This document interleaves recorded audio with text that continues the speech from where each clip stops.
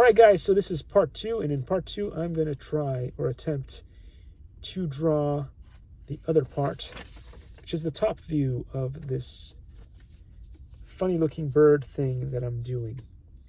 So the idea there was that we'd have a different setup than you would with the other one. I don't know if they call it the eclipse. Somebody, I'm sure that I posted on the famous wall of things that nobody sees because it's YouTube. I have probably done a share of somebody else's video with the awesome plane with the infinity wing, and it's their idea, so I'm not doing it the same way that they did it. My idea is going to be completely different in the way that I perform it and put it together. So in this case, we're going to have the cockpit in the usual spot, sort of as one would, similar to the Trojan airplane and a bunch of other planes that I have modeled for the channel and stuff. So we would have a rough area. The cockpit would be around there. And then the idea is the wing for this thing would probably almost cover, but not quite, the cockpit area, and it would go just right behind it.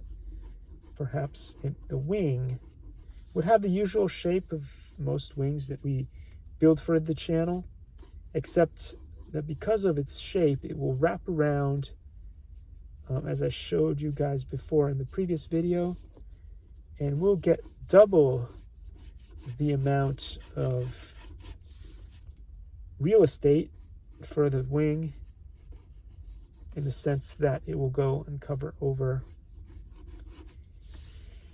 And in this view, it's not going to be as obvious as it was in this view here, because what I'm trying to say is that you have, that you have this wing underneath, and then there's another wing on top.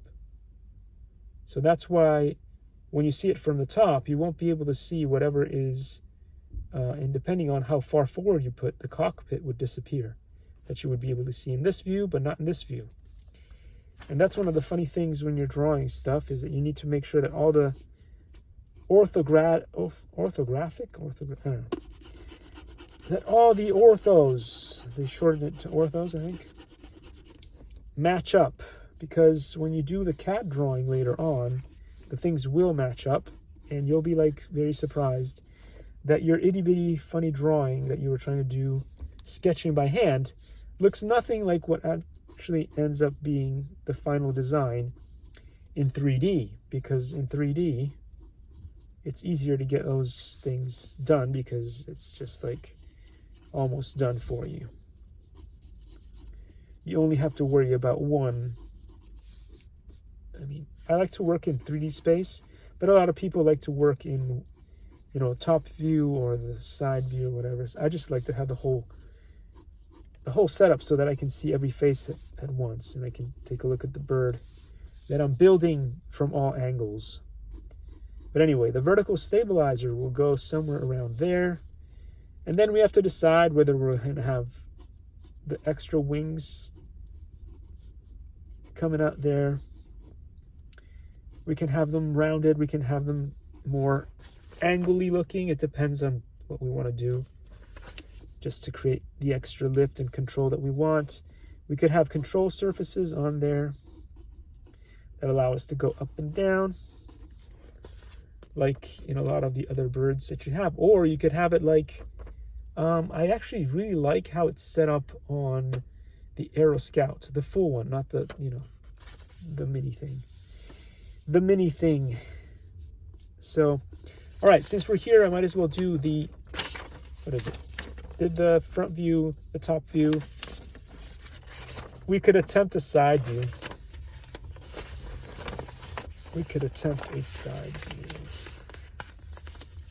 All right, so if we had side view, it would look something like this. So it would have that funny looking thing in the front there, and then it would go like this, and then it would go like this, and it goes straight through there.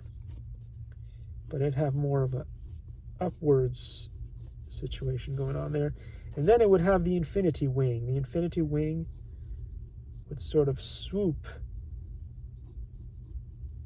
and then it'd go over a little bit, I think, over here. So that'll be a little bit different and interesting to see what happens with that. By having two wings, one on top of each other, and then they sort of connect. It's almost like a cylindrical thing from the side. It'll be interesting to see what happens with that. Then it would continue on like that. It would have the area for the fan or the motor in the back, and then we'd have our usual vertical stabilizer, which in most cases will go above, and then it would allow us to have maybe control surfaces for left and right up here as a brake. The wonderful pencil that I was working with, because I went a little hard on that. And then, of course, it would have the side wing, like the mini fins in the back. So yeah, there we go. Sort of something like that. Something like that from the side. From the side, then we'd have the, depending on where we want to put the landing gear, we could have landing gear there. We could have landing gear under the wing, or sometimes we could have it back here. So we have to figure out where we want our landing gear to be. Some people like to put it in the middle of the wing, and then one in the front, so one on each side there to be like a triangle. Or you could have it, you could have one in the back and then two there, which is going to be weird, or I don't know. We'll have to figure something out. There's different ways of doing it. Some work better than others, but there we have it so far. Not too bad. All right, there we go.